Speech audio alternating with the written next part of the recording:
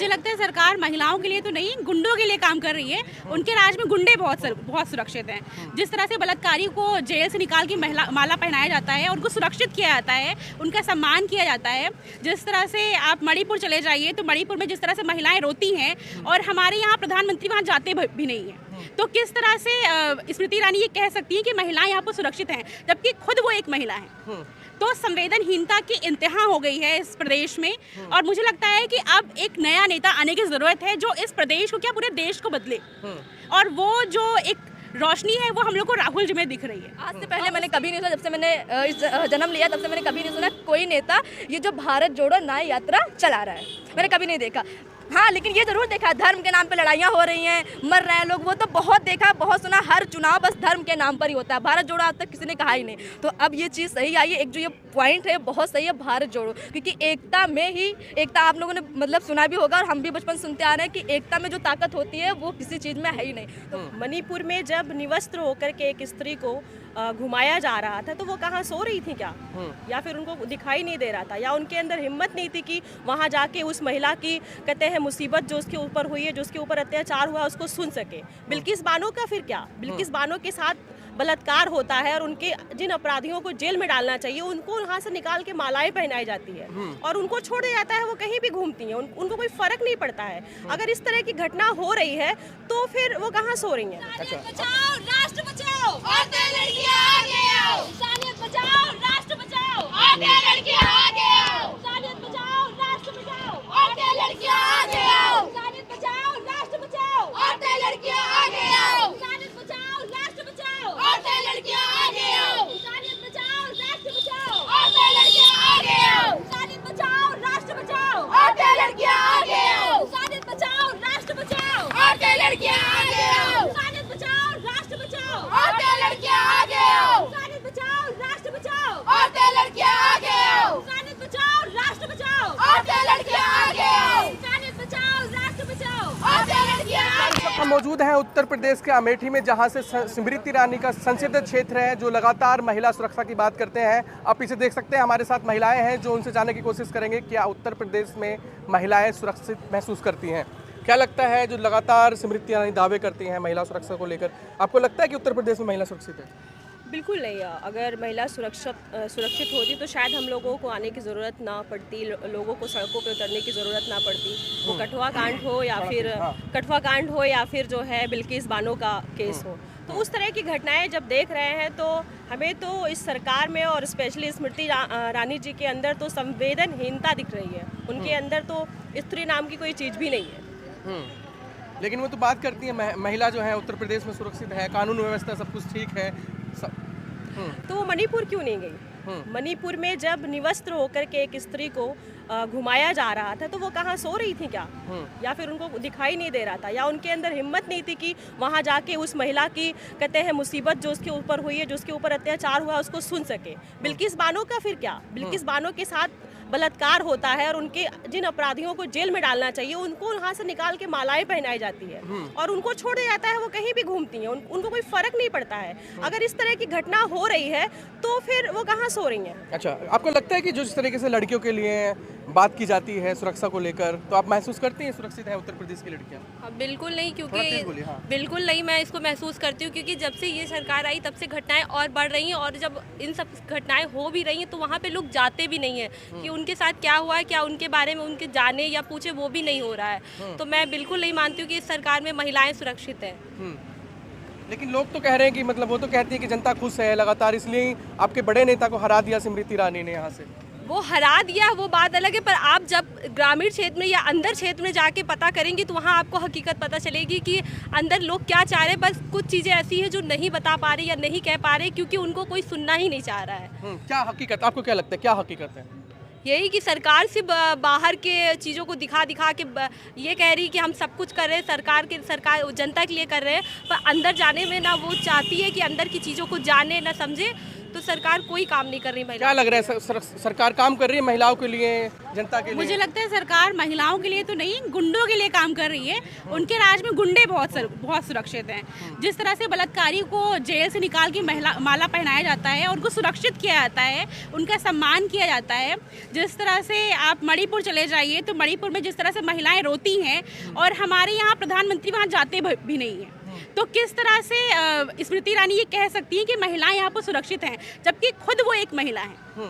तो संवेदनहीनता की इंतहा हो गई है इस प्रदेश में, और मुझे लगता है कि अब एक नया नेता आने की ज़रूरत है जो इस प्रदेश को, क्या पूरे देश को बदले।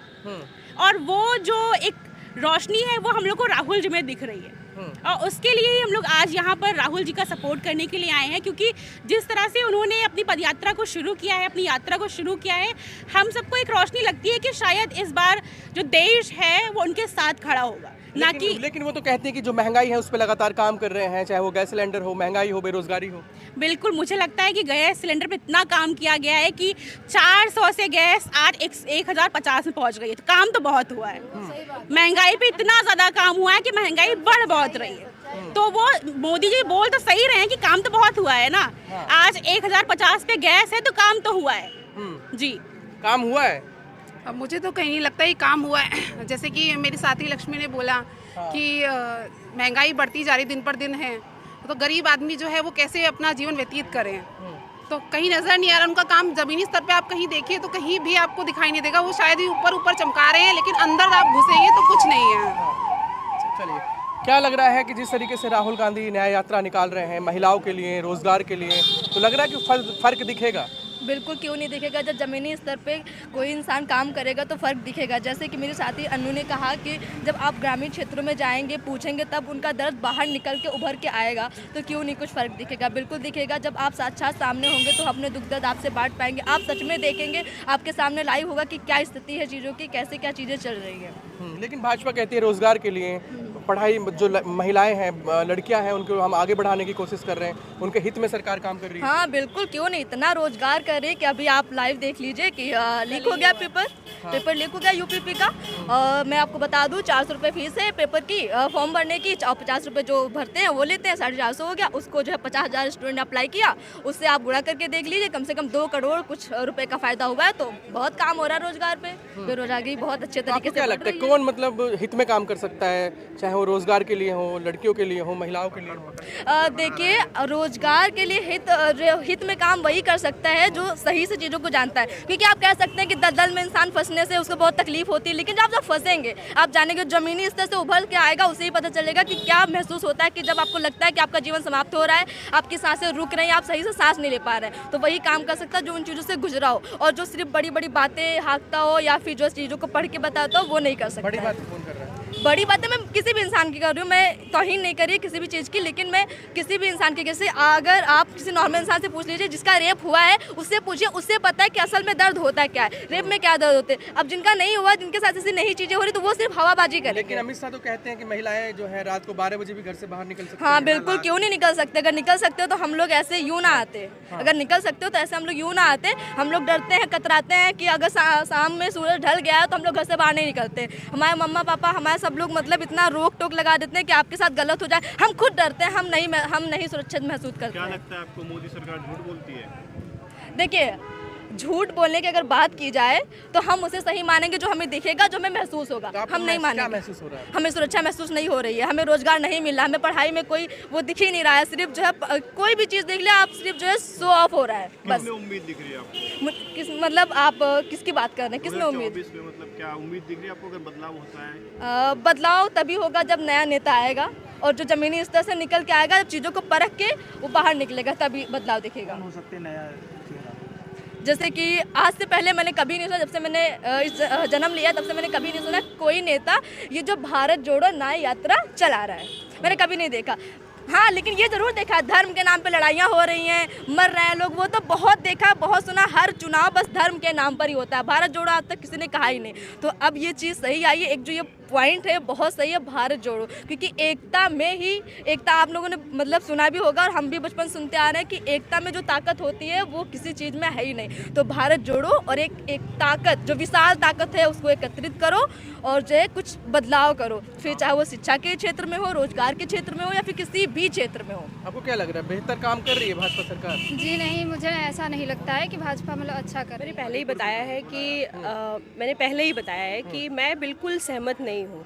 आज ना सुरक्षा है, ना सम्मान है, ना इज्जत है, ना इंसाफ है, ना रोजगार है। तो एक जो जनता है, जो एक गरीब व्यक्ति है और जो पढ़ाई कर रहा है वो नौकरी के लिए कर रहा है ना। आज जैसे सबमिट हो रहा है लखनऊ में, बताया जा रहा है कि कितने करोड़ लोगों को नौकरी दी जाएगी, लेकिन वो कहाँ है? कल का देख लीजिए, कल का पेपर है, जिस तरह भेड़ बकरी की तरह स्टूडेंट चढ़ रहे थे उनकी तो हालत ख़राब थी। तो मुझे तो नहीं लगता है कि स्मृति जो बोल रही हैं वो सही है और कहीं मुझे दिखाई नहीं देता है।